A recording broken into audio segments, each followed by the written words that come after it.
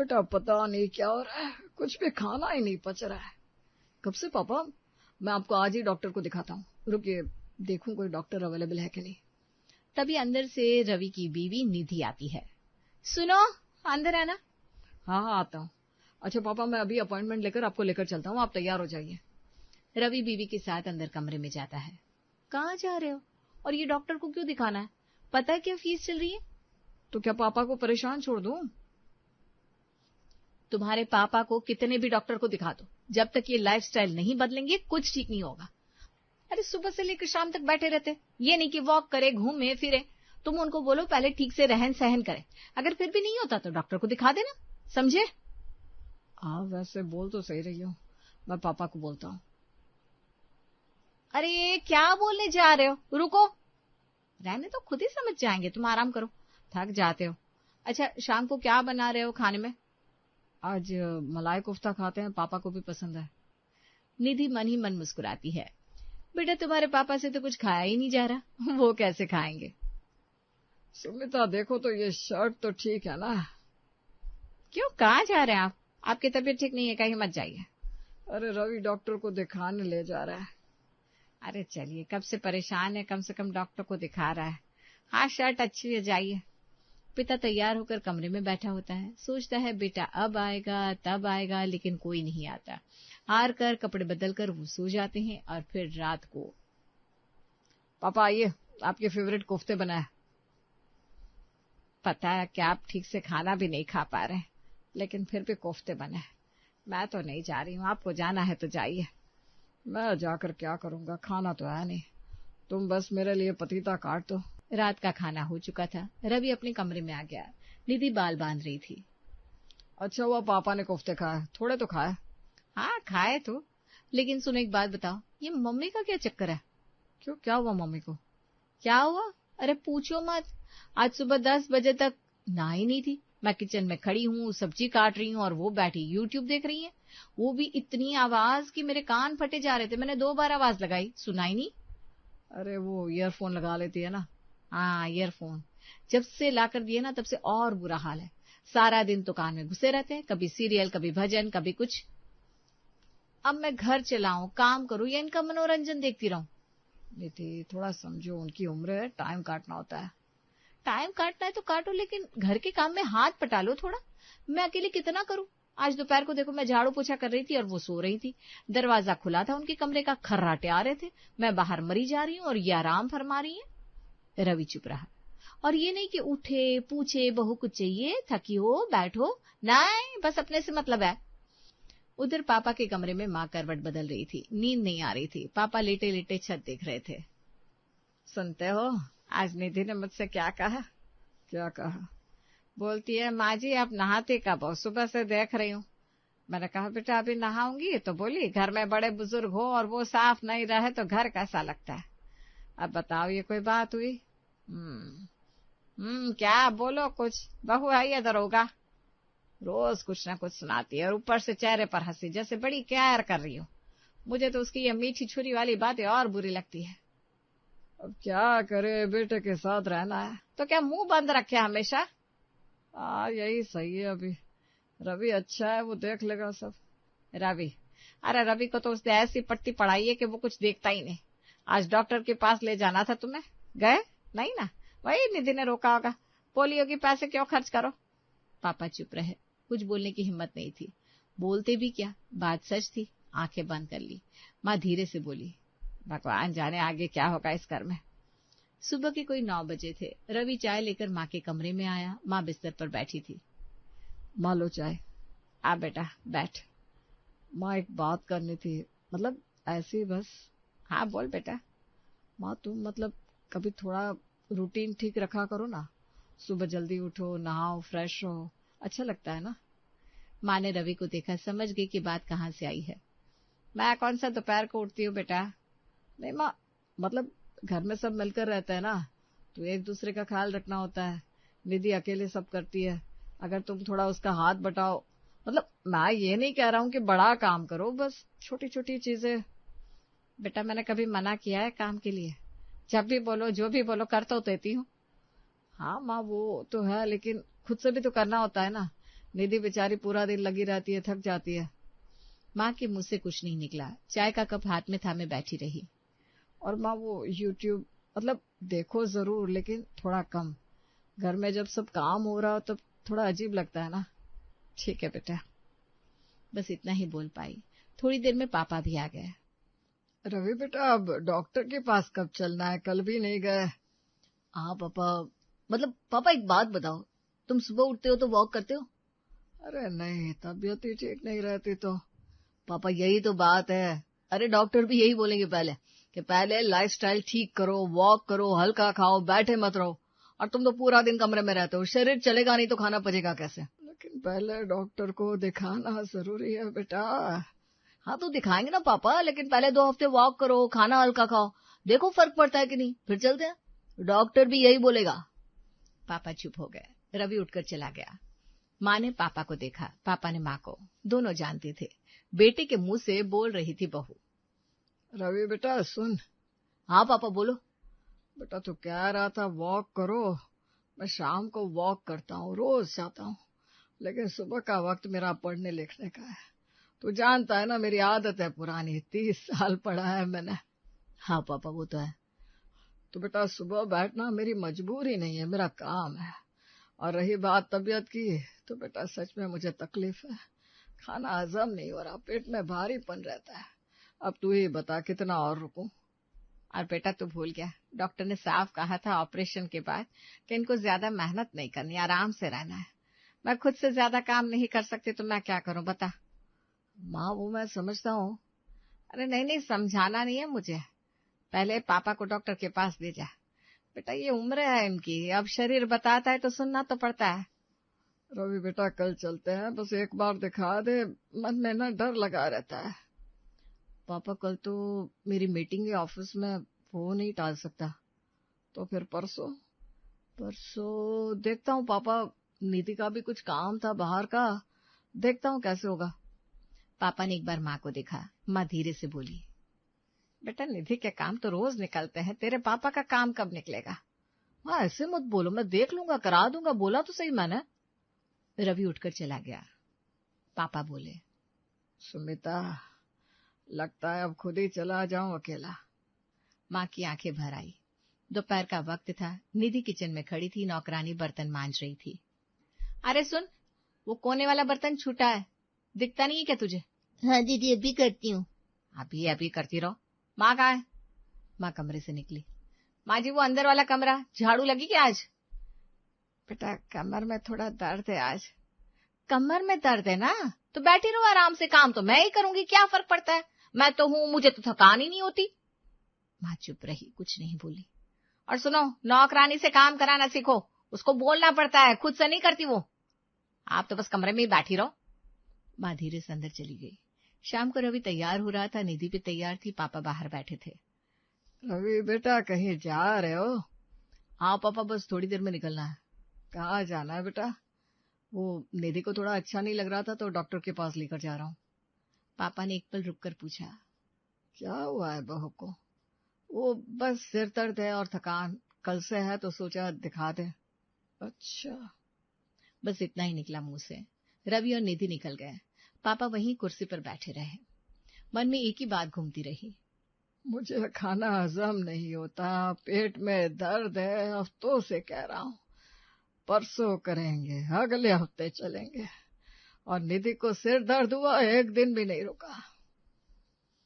पापा की नजर दरवाजे पर टिकी रही। याद आया वो वक्त जब रवि छोटा था, बुखार आता था तो वो रात भर जागते थे, सुबह 4 बजे उठकर साइकिल से डॉक्टर के पास ले जाते थे। बारिश हो या धूप, एक दिन भी नहीं सोचा कि थके हैं कि नहीं। स्कूल की फीस के लिए अपनी घड़ी बेचती थी एक बार। स्कूल की फीस के लिए अपनी घड़ी भी बेचती थी एक बार, रवि को पता भी नहीं चला था। और आज वही रवि। पापा ने आंखें बंद कर ली। माँ कमरे से निकली। गए दोनों? हाँ। कहाँ? डॉक्टर के पास, निधि को सिर दर्द था। माँ कुछ नहीं बोली, बस पापा के पास आकर बैठ गई। दोनों चुप रहे, कुछ कहने की जरूरत नहीं थी। रात के करीब 10 बज रहे थे। निधि किचन में थी। माँ ने रवि को इशारे से कमरे में बुलाया। क्या हुआ माँ? दरवाजा बंद कर। रवि ने दरवाजा बंद किया। बेटा मुझसे देखा नहीं जाता, तेरे पापा की तबीयत रोज खराब हो रही है, रात को करवटें बदलते रहते हैं, खाना नहीं खा पा रहे, और तू है कि सुनता ही नहीं। तो माँ मैंने कहा तो सही मैं ले जाऊंगा। कब कब ले जाएगा? 1 महीना हो गया बेटा, कोई छोटी बात है। और मैं देख रही हूँ सब, वो निधि तुझे क्या क्या भरती है कानों में, और तू सुन लेता है। माँ तू सुन मेरी बात, वो मुझसे मेरे मायके की बुराई करती है, मेरी बहन के बारे में उल्टा सीधा बोलती है, मेरे भाई को कुछ कहती है, और तू चुप रहता है। तुझे शर्म नहीं आती? मेरा बेटा है तू। रवि का चेहरा बदल गया। माँ बस करो, बस नहीं करूंगी आज, बहुत हो गया। माँ निधि के बारे में एक शब्द मत बोलो, समझी? वो मेरी बीवी है, उसके बारे में ऐसे नहीं बोलते। तो क्या मैं झूठ बोल रही हूँ? तेरे पापा बीमार पड़े और तू। माँ बहुत हो गया, निधि ने कुछ नहीं किया, तुम लोगों को बस उसमें कमी निकालनी है। वो इस घर के लिए कितना करती है, दिखता नहीं है तुम्हें? और तुम हो कि बस पीछे पड़े रहते हो उसके। माँ की आंखें भर आई। बेटा मैं तेरे पापा की बात कर रही हूँ। तो पापा को ले जाऊंगा ना, लेकिन पहले ये बताओ कि निधि ने क्या बुरा किया जो तुम उसके पीछे पड़ी हो? वो सुबह से रात तक लगी रहती है और तुम उसी को कोसती रहती हो। रवि! माँ मुझे अब कुछ नहीं सुना। रवि कमरे से निकल गया और दरवाजा जोर से बंद हो गया। पापा जो चारपाई पर लेटे सब सुन रहे थे उठकर बैठ गए। माँ रोने लगी। पापा ने माँ का हाथ थामा, लेकिन खुद उनकी आंखों से भी 2 बूंद निकल आई। पापा धीरे से बोले, सुमित्रा रहने दो, ये वही रवि है जिसे मैंने पाला, जिसके लिए मैंने क्या क्या नहीं किया, और आज। पापा कुछ नहीं बोले, बस कमरे की दीवार देखते रहे। दोपहर से माँ की तबीयत ठीक नहीं थी, बुखार था। पापा दवाई की दुकान से 2 गोलियां ले आए थे, खुद पानी लेकर बैठे रहे माँ के पास। लो सुमिता, ये लो पानी के साथ, रहने दो, ठीक हो जाएगा। लो पहले, बाद में ठीक होना। माँ ने गोली ली, लेकिन शाम तक बुखार नहीं उतरा। रात को रवि ऑफिस से आया, माँ के कमरे में झांका तो देखा माँ लेटी है और पापा बगल में कुर्सी पर बैठे हैं। माँ क्या हुआ? पापा कब से ये? दोपहर से है। पापा आपने बताया क्यों नहीं? पापा ने रवि की तरफ देखा। बता भी देते तो क्या हो जाता बेटा। रवि को कोई जवाब नहीं सूझा। तभी निधि भी आ गई। क्या हुआ? माँ को बुखार है। निधि ने एक नजर माँ को देखा, फिर पापा की तरफ मुड़ी। और आप दिन भर बैठे रहे, एक बार फोन नहीं कर सकते थे? हम लोग क्या करें बताइए? सुबह से रात तक इस घर के लिए करते हैं, खाना बनाओ, साफ सफाई करो, और ऊपर से ये हम लोग इतना करते हैं, फिर भी कोई एहसान नहीं, हमेशा शिकायत। पापा चुप रहे।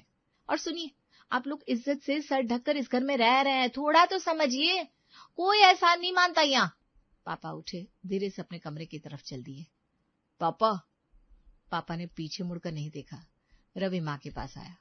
माँ चलो कल डॉक्टर के पास चलते हैं। नहीं माँ, ऐसे कैसे नहीं, बुखार है। रवि पहले तेरे पापा को देखा, कब से कह रहे हैं उनको पहले लेकर जा, मैं ठीक हो जाऊंगी। नहीं माँ, तुम भी चलो, साथ में दोनों को ले चलता हूँ।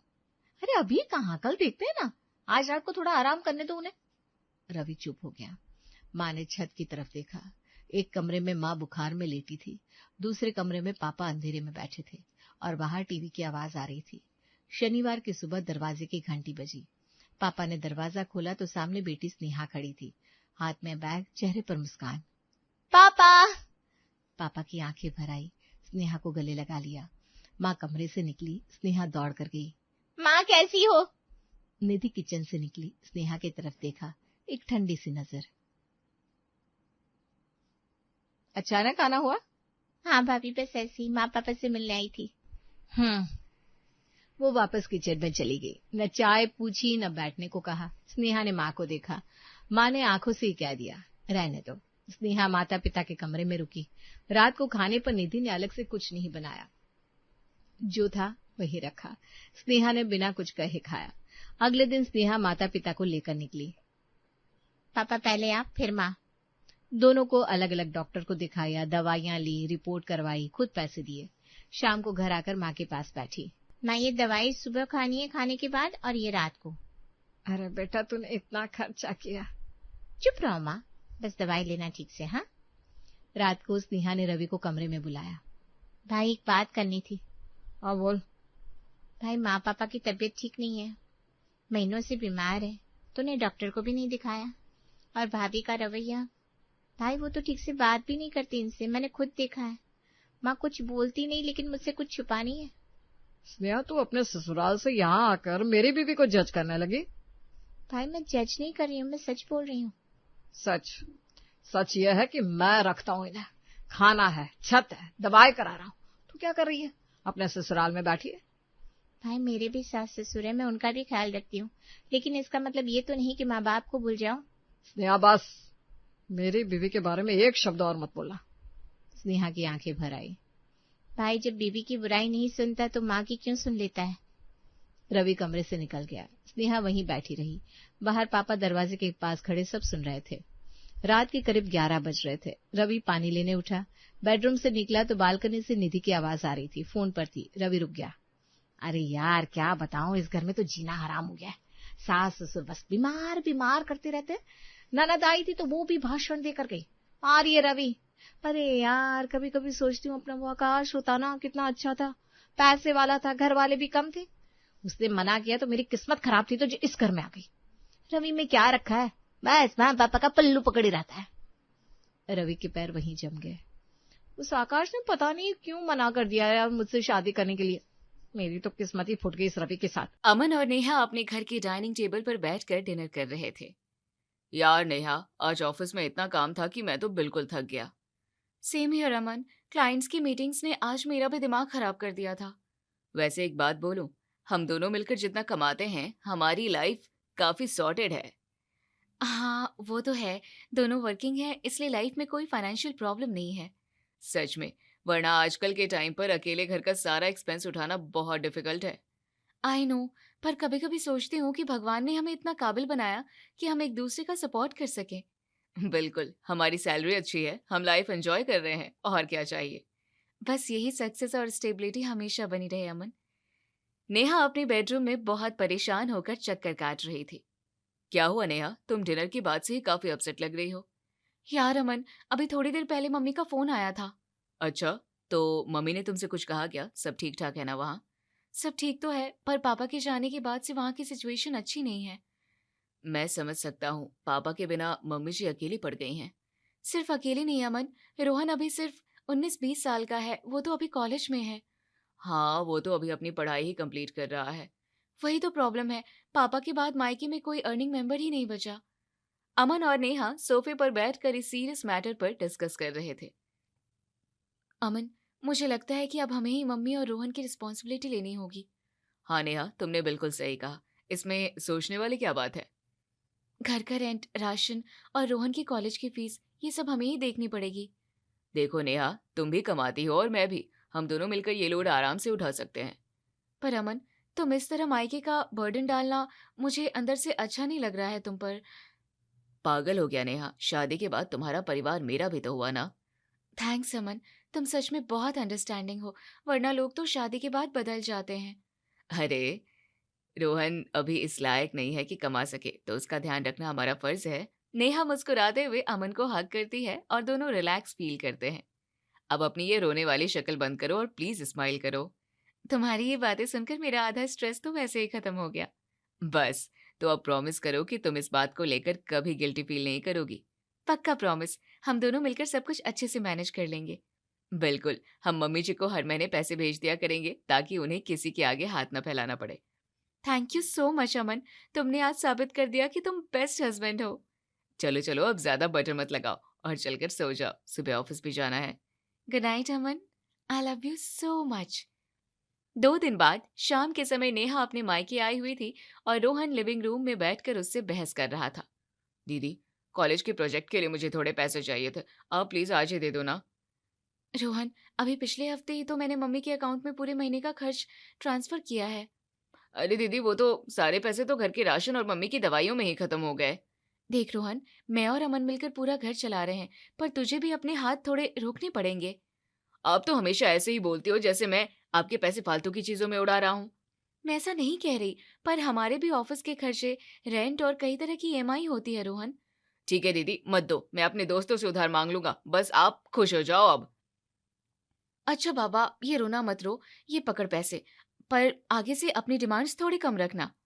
उसी रात को डिनर के बाद अमर और रोहन घर की बालकनी में अकेले खड़े होकर सिगरेट पी रहे थे।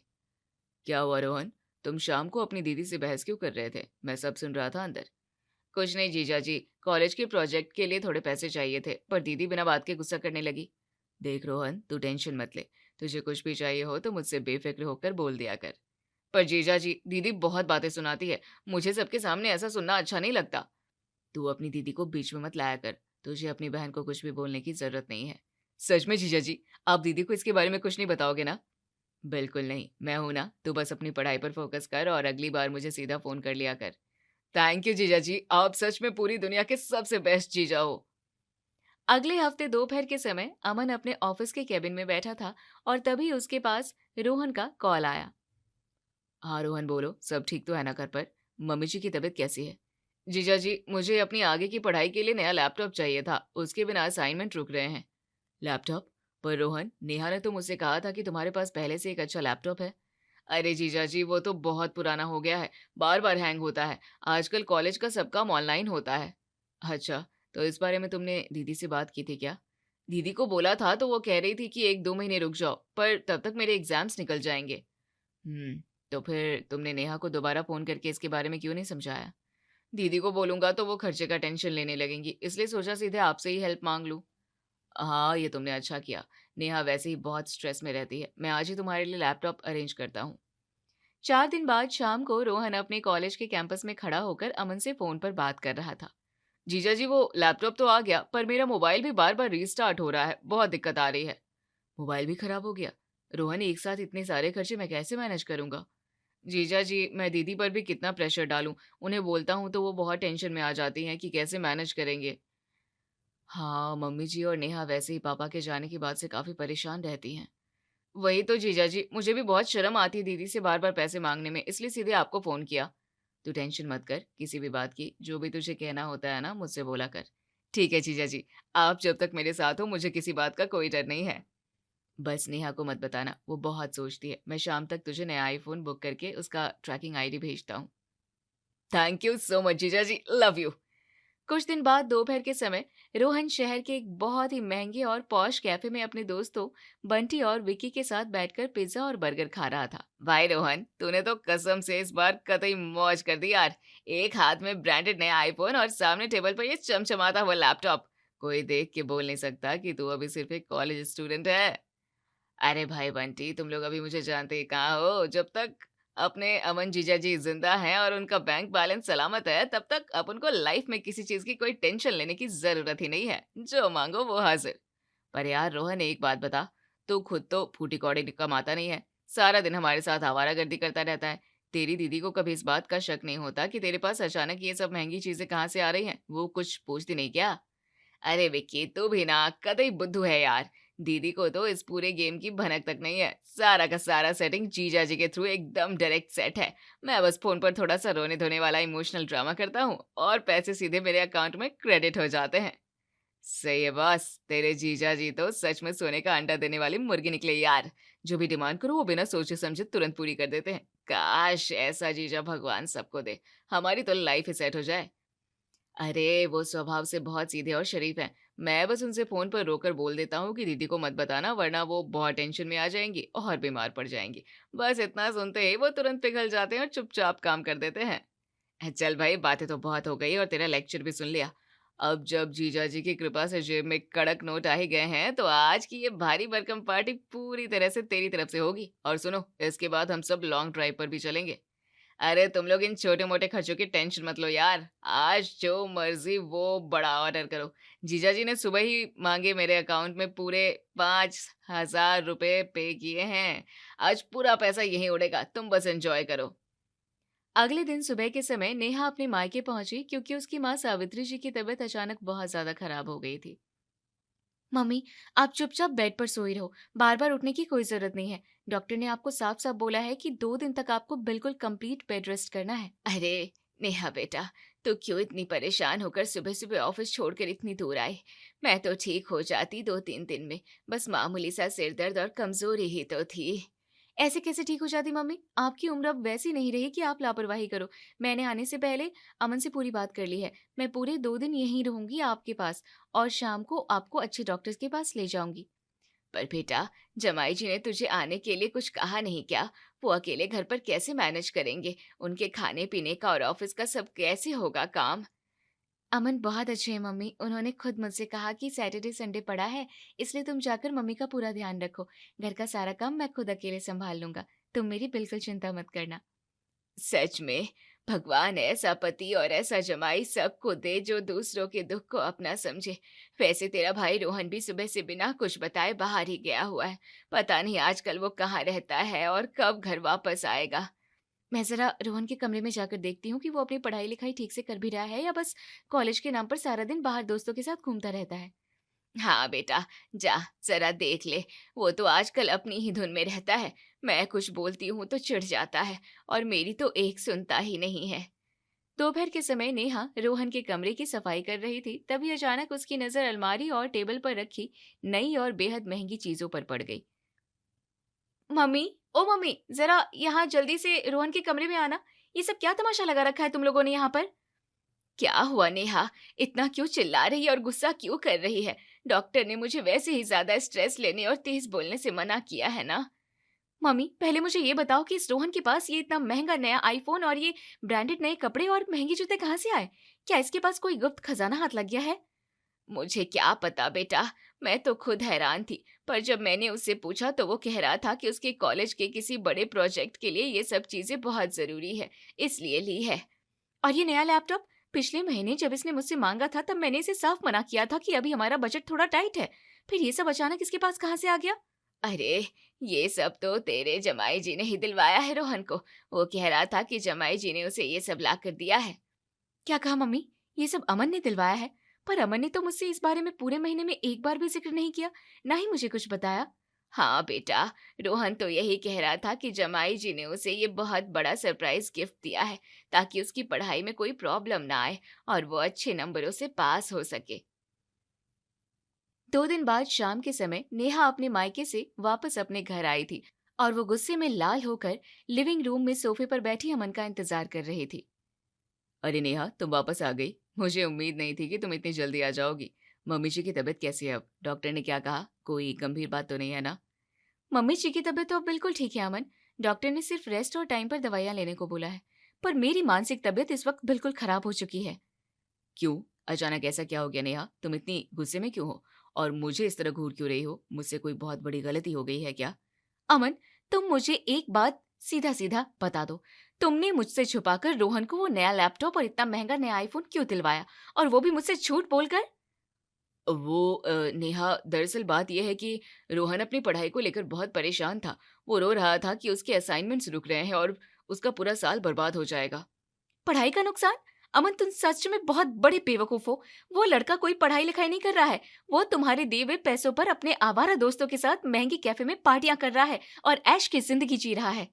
नहीं नेहा, तुम शायद कुछ गलत समझ रही हो या गुस्से में ज्यादा सोच रही हो। उसने मुझसे खुद फोन पर कहा था कि वो तुम्हें ये सब बताकर फालतू का टेंशन नहीं देना चाहता था, क्योंकि तुम वैसे ही बहुत स्ट्रेस में रहती हो। और तुम उसकी इस इमोशनल ब्लैकमेलिंग वाली बकवास बातों में इतनी आसानी से आ गए। अमन, मेरा भाई तुम्हारी इस सिंपैथी का, तुम्हारी इस हद से ज्यादा अच्छाई का बहुत ही गंदे तरीके से नाजायज फायदा उठा रहा है और तुम समझ ही नहीं रहे हो। उसी रात को नेहा की बातें सुनने के बाद अमन सोफे पर सिर पकड़कर बैठ गया और नेहा गुस्से में कमरे में चक्कर काट रही थी। नेहा, मैं मानता हूँ कि मुझे तुमसे ये बात नहीं छुपानी चाहिए थी, पर मेरा इरादा गलत नहीं था यार। इरादा गलत नहीं था? अमन, तुमने मुझसे इतनी बड़ी बात छुपाई और तुम्हें लगता है कि तुम सही हो? यार नेहा, तुम बात को समझ क्यों नहीं रही हो? तुम वैसे ही दिन रात ऑफिस और मायके के लोड की वजह से परेशान रहती हो। तो तुम पीठ पीछे मेरे भाई के नखरे उठाओगे, उसे आईफोन और लैपटॉप गिफ्ट करोगे। मुझे लगा कि अगर मैं तुम्हें ये सब बताऊंगा तो तुम फिर से गिल्ट में आ जाओगी कि तुम्हारी वजह से मुझ पर एक्स्ट्रा खर्चा हो रहा है। अमन, बात गिल्ट की नहीं है। बात यह है कि रोहन को बिना मेहनत के सब कुछ मिल रहा है और इसलिए वो कामचोर बन रहा है। मैं तो बस उसकी हेल्प करना चाहता था ताकि वो अच्छे से पढ़ सके और जल्दी से अपने पैरों पर खड़ा हो जाए। वो कभी खड़ा नहीं होगा अमन। जब तक तुम उसे बैसाखी देते रहोगे वो ऐसे ही हमारे टुकड़ों पर पलने की सोचेगा, पर मैं ऐसा नहीं होने दूंगी। अगले दिन दोपहर के समय रोहन अपने कमरे में आराम से लेटा हुआ था और उसने एक बार फिर अमन को फोन मिलाया। हेलो जीजा जी, वो एक्चुअली मुझे थोड़े पैसों की सख्त जरूरत पड़ गई थी। क्या आप अभी थोड़े से पैसे ट्रांसफर कर दोगे? पैसों की जरूरत? पर रोहन, अभी 2 दिन पहले ही तो मैंने तुम्हें 5,000 रुपए भेजे थे ना। अरे जीजा जी, वो तो कॉलेज के कुछ फॉर्म्स भरने थे और बहुत कुछ जरूरी बुक्स लानी थी, तो उसी समय खत्म हो गए। रोहन, इस महीने वैसे ही बहुत ज्यादा खर्चा हो चुका है, अब और पैसे इस वक्त अरेंज करना मेरे लिए थोड़ा मुश्किल है। प्लीज जीजाजी, इस बार मैनेज कर लो ना। आप तो जानते ही हो कि मैं नौकरी ढूंढने की पूरी कोशिश कर रहा हूँ, इंटरव्यू के लिए जाने वाला हूँ। इंटरव्यू देने जाने वाले हो? पर तुम्हारी पढ़ाई तो अभी। हाँ जीजाजी, बस नौकरी ढूंढने जाने के लिए ही हाथ में थोड़ा पैसा चाहिए। आप तो मेरी मजबूरी समझते ही हो ना। रोहन, बात पैसे की नहीं है, पर इस बार अगर नेहा को पता चला तो बहुत बड़ी प्रॉब्लम खड़ी हो जाएगी। तभी नेहा अचानक अमन के हाथ से फोन छीन लेती है और लाउड स्पीकर ऑन करके रोहन पर बरस पड़ती है। रोहन, बहुत हुआ तुम्हारा ये ड्रामा। अब एक ढेला भी तुम्हें इस घर से नहीं मिलने वाला है, समझे तुम? दीदी, आप जीजाजी का फोन क्यों चला रही हो? मेरी बात जीजाजी से हो रही थी। जीजाजी से हो रही थी ना, तो अब कान खोलकर सुन लो। तुम्हारी एटीएम मशीन वाले जीजाजी का शटर हमेशा के लिए बंद हो चुका है। दीदी, आप तो बिना बात के गुस्सा कर रही हो। मैं तो बस नौकरी के इंटरव्यू के सिलसिले में थोड़े पैसे मांग रहा था। तूने आज तक जितने पैसे लिए हैं ना रोहन, मुझे सबका हिसाब मिल चुका है। तेरी पढ़ाई बहुत पहले पूरी हो चुकी है, ये बात मुझे मम्मी ने बता दी है। दीदी, मम्मी तो कुछ भी बोलती है, आप मेरी बात तो सुनो, मैं सच कह रहा हूँ। चुप कर, एकदम चुप कर। हमारे भी अपने घर के प्रति कुछ फर्ज हैं, हमारी अपनी जिम्मेदारियां हैं, हमारे बच्चे हैं, हमें उनका फ्यूचर देखना है। तेरी ऐशो आराम का ठेका नहीं ले रखा है हमने। नेहा फोन पर रोहन को आखिरी वार्निंग देती है और रोहन का चेहरा डर के मारे पीला पड़ जाता है। रोहन, आज के बाद अगर तूने मेरे पति को एक बार भी फोन करके पैसे मांगे तो मुझसे बुरा कोई नहीं होगा। दीदी प्लीज मेरी बात तो सुनो, मैं आगे से ऐसा कुछ नहीं करूंगा, बस इस बार हेल्प कर दो। अब कोई हेल्प नहीं मिलेगी, तेरे जीजाजी अब तेरी कोई मदद नहीं करेंगे। मैंने साफ मना कर दिया है, अगर जीना है तो खुद कमा और अपनी औकात में रह। दीदी, अगर आप लोग ही हाथ खींच लोगे तो मेरा क्या होगा? मम्मी का खर्चा कैसे चलेगा? मम्मी की फिक्र करने के लिए मैं हूँ। मैं हर महीने मम्मी के अकाउंट में पैसे भेजती रहूंगी, पर तेरे लिए इस घर के दरवाजे और तिजोरी हमेशा के लिए बंद है। ठीक है दीदी। देखा अमन, जब तक तुम ढील दे रहे थे वो सर पे चढ़ा हुआ था, अब देखना वो सीधा रास्ते पर आएगा। तुम ठीक कह रही हो नेहा, मुझे अपनी गलती का एहसास हो गया है। आज तुमने मुझे और रोहन दोनों को सही रास्ता दिखा दिया है।